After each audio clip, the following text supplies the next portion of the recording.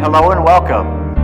You're listening to another episode of the Heartland Insiders. My name is Gordon Sixkiller. Today, Tom and I are very excited. We have with us some co-chairs of the Bates County The Wall That Heals Committee. We have with us today Jamie Page, the Bates County Clerk. And we also have Marcia Youngblood, owner of the Rocking Chair Quilts, and who also does the Quilts of Valor. Welcome, ladies. Thank you. Thank you. We're happy to be here. Yes. So we're going to get right into it. The Wall That Heals, what is it? And then how did it come about that it's coming to Bates County, Butler? Okay. The Wall That Heals is a 3/4 size scale replica of the Vietnam Veteran Memorial Wall that is in Washington, D.C. It's a traveling wall. They take it to 31 communities a year. And Butler was lucky enough to get on the map for them to bring the wall to us.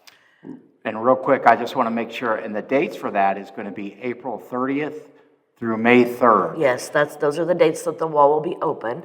It will close at 2 p.m. on May 3rd, and it will be open 24 hours. The wall consists of a total of 140, do I have this right? 140 numbered panels.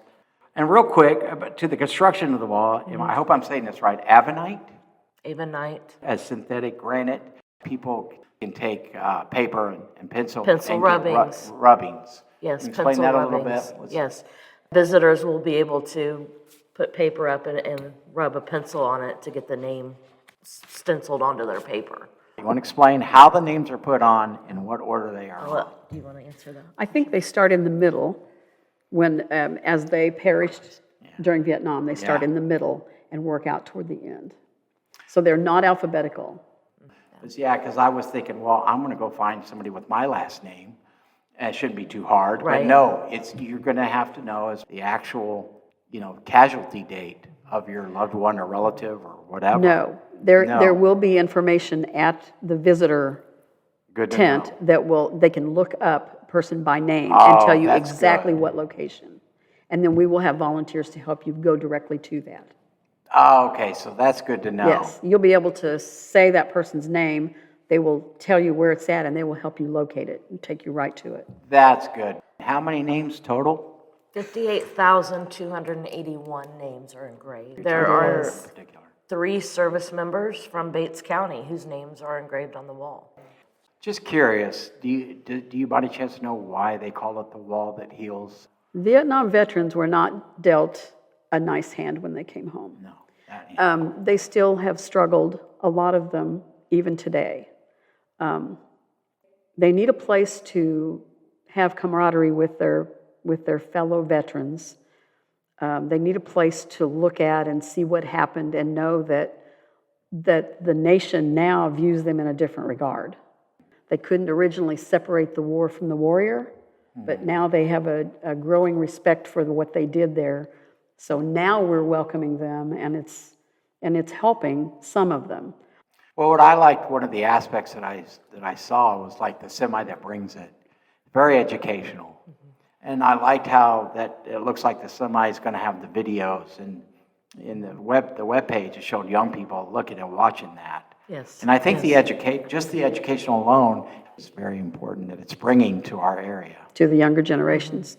There'll be a screen there that shows the history of the war, why it started, what happened during it, how it ended. There'll also be something for local people called In Memory. So if there was someone who served during the Vietnam period and came home and has since passed, there'll be a way you can submit their name and photograph, and they will be on a separate screen called In Memory. Those would be local veterans that are no longer with us. You mentioned the educational portion. We have had a few schools reach out to us already. Yes.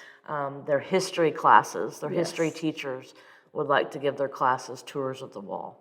Even some of the elementary schools, the upper elementary ages, are excited about bringing that to their children.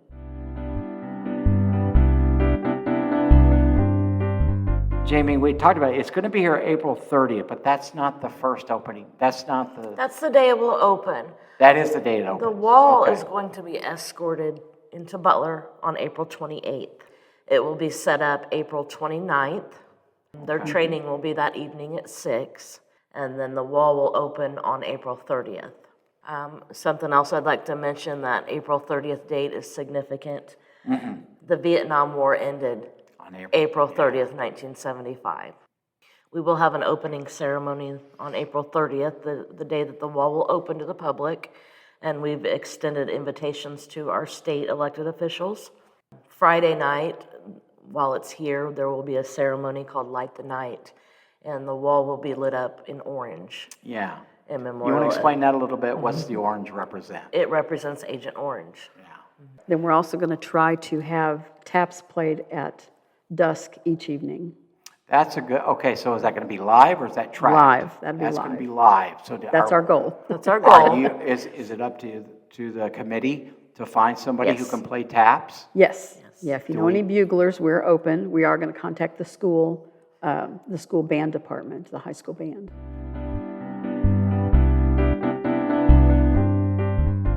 It's a 53-foot trailer that carries the wall that heals, and it transforms into, which we talked about, the Mobile Education Center. And it is a three-fourths scale replica of the Vietnam Veterans Memorial in Washington, D.C. Correct. It's 7 feet high at its its highest, 7.5 feet at its tallest point, and it's 375 feet in length. Where is the wall going to be? The wall that heals. The wall that heals, the high school Marcia's been in contact with the high school, and they have a location that they're going to let us use where the high school, the new football field is. Right east of that, we had our old football field, and it's going to be in that vicinity. It's going to be northeast of the football fields. And I want to stress this because I've heard so many different places. So I want to make sure that we have it on good authority. That's where it's going to be. It has to be a level. It has to be a level location. We think where it's going to be at, it's going to be level enough for them to place the wall. And we've gotten that location approved with the Vietnam Veterans Memorial Fund for it to go there. And then how did it come about that the only stop in Missouri it's going to make? I looked at their website, and it's interesting. They're going to go to 2 places in Texas, come up to us, and then go back down 2 places to Oklahoma. How is it that it's only going to be in one spot in Missouri? And what was the instigator of the wall even coming here? I'd like to know that. I'll let Marcia answer that. She's the driving force behind this project. Okay, Marcia, go ahead. Well, we were lucky enough to get on the schedule. I really, when I applied, thought it wouldn't happen until 27 or 28. But she liked our application. She liked our location that we had selected. She liked the fact that we were the county seat. The way it came about, I was trying to get to the wall that heals that was set up in Buckner, Missouri, about an hour or so north of us. And when was that? That was in August. August or September this past year. Oh, of Yeah. 2025 or And 2024? the day I found out it was up there was the last day to view it. And of course, they start closing at 2 o'clock, and it was after that time. So I didn't make the trip up there, but I got curious enough to go online and research it. And there was a button on that website that said, "Bring the wall to your town." And I thought, wouldn't that be awesome? So I thought, it can't hurt to apply. All they can do is say no. My brother was in Vietnam, and it was just something that was kind of on my mind. And I thought, we'll see what happens. And I think, especially for this area, I'm very proud that it's coming here. I am and too. I think it's a big deal. And I'm proud of the public response we've had to it as well. It's been very positive, so. When you got the idea and you were excited about this, what kind of steps did you have to go through, if you could give a little detail about that? Okay, we did an initial application we had to provide 2 or 3 different sites for them to review. I had to ask for a little bit of help. Where are the largest open areas? But we had to do that initial application with some proposed sites. And then they called me and were talking to me about those locations and about what my goals were and how much help I thought we could get, and did I think we could raise the money. And so during that, I think it was the 2nd or 3rd phone call from the Vietnam Veterans Memorial Fund people, that they told me they were going to offer that to our town. And I was speechless. It was very moving, so. So Jamie, back to you. How did it come about that the Bates County formed this committee that you are a co-chair of?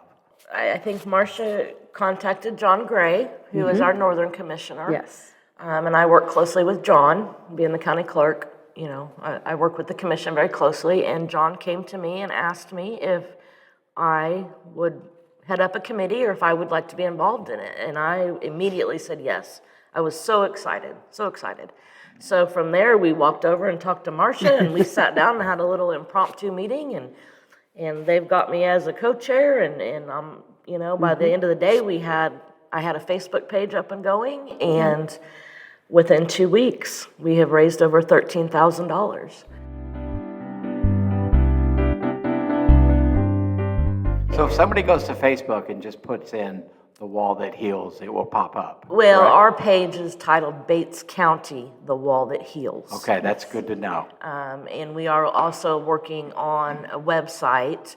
Doug Mauger, who runs our local news station or newspaper, he's offered to do a website for us. So yeah, he's building that for us, and that should probably be up by the end of the month, 1st of January. So one of the main reasons why you're here too is something we need to talk about. This stuff doesn't happen for free. Oh gosh, It's no. going to take some fundraising. Gosh, no. Yes, from Bates County. So what are the plans there for that? Bates County has been very, very generous. To have the wall come to our community, it costs $12,000. And then once it's here, we will have expenses on top of that. You know, we have to have electricity. We have to have 200 volunteers, so we're gonna have to have T-shirts for those volunteers so they stand out. Probably gonna have to rent a tent for the volunteers. So we have a lot of unknown expenses right now. Porta potties, Porta trash. potties, trash service. So we set a $20,000 goal. You know, any funds that we don't use, we will put back into the community. It And does. how can someone not only donate, but also volunteer to be one of those volunteers? Marcia is our committee chair for our volunteers. Once our website is up and going, there will be a link on there for a site called Sign Up Genius, and people will be able to go on there and sign up. They'll be able to pick what shift they want to be on and what job they want to do. Okay. So, but in the meantime, they can always contact Marcia at Rocking Chair Quilts, or, you know, they can come by and talk to me, and I'll get their information to Marcia. So Yes, they can call or come by. We do have the Sign Up Genius about half done, so it's almost there. almost And I there. think I can actually link it on the Facebook page too, so. Probably, yes. Because it's to my understanding, it's a requirement that you have to have 24-hour watch, Yes. Yes. diligent watch over the Yes. wall as it's out. Yes, Marcia had to sign a very detailed contract, the things that we have to provide the Vietnam Veteran Memorial Fund. Right. And they told us to try and, you know, you need 200 volunteers. We have to have volunteers to set the wall up. We have to have volunteers to take the wall down. And that's gonna take 30 to 40 people to do each one of those. And then we have to have volunteers to give tours. We have to have people stationed at the wall to answer questions and to help visitors at the wall. We've got to have volunteers at the education center. That's another aspect. They will have a mobile education center. We've got to have volunteers at the information booth, and we've got to have volunteers at our volunteer booth, you know, to check volunteers in and take care of them. So, and that's 24 hours. While it's here, we've got to have people there for 24 hours. Yes. Around-the-clock vigilance to secure it. Sure, You sure. know, And we've been told that there will be veterans that will visit the wall at 2 or 3 o'clock in the morning. Yeah. They want to go and nobody else is there because it's a very somber experience, and it does heal. The volunteers that are going to give the tours, will there be some kind of training Yes. for those Oh, yes. volunteers? Yes. Okay. Every volunteer will Every be trained. volunteer will be trained. Yes. The night before it opens, there's a mandatory training session that our volunteers will have to attend. The Veterans Memorial Fund Right. will provide the training and the documents. So they'll have an entourage of people that come yes. with the wall. Yeah, they will have the And they stay with the wall. They stay during the whole time, so. So we need fundraising. We need fundraising. Listen, you guys. I feel like can be a we. I'm very, and I plan to be a volunteer as much Awesome. as I can for sure. But the fundraising we're going to need. Kit, is there anything planned or anything, other than just going to a website? Is there going to be any kind of community type fundraising? My mind immediately goes, the firemen that stand at a stoplight with a boot. Is there going to be anything like that? We have not talked about that yet. I don't know if there is going to be a need, since we have had so many individuals and businesses just come to us. I've seen that on your Yes. Facebook Yes. post. Yes, There's been a they lot do. of people step up. Yes, and I believe with what the funding that has been pledged to us, I think we're gonna be at our goal, so. Yeah. Right, and I know right now it's a bad time, Christmas and taxes, it's hard for people to give, but the ones that have been very generous to us, so, yeah, we're very thankful for that. And if we do get more than our goal, that money stays in Bates County. So Yeah, it's not gonna, yes. it's not gonna be offensive We to can't anyone, I stress don't that think. enough, because some Right. people will wonder, well, what's going to happen? Yeah, if we hit our goal, we're not gonna turn anybody away that wants to donate. Right. Yeah. So it sounds like the big monster right off the bat is the volunteers. Yes, It's getting that's gonna be our biggest hurdle. We have a lot of different areas that we'll probably be reaching out to some businesses that are waiting to see what we need, like bottled water or snacks for volunteers, things like that. No, and it's a pretty giving community here, so I'm hoping we won't have a I've struggle noticed with that it. too. I'm very excited about this. I'm just going to keep tabs myself on your Facebook page, Watch the newspaper, watch the newspapers. Mid-America Live. Well, thank you again from the Heartland Insiders. Again, my name is Gordon Sixkiller, along with my colleague Tom Stock. We've had the Bates County, the Walnut Hills Committee. It will be here April 30th of 2026 through May 3rd.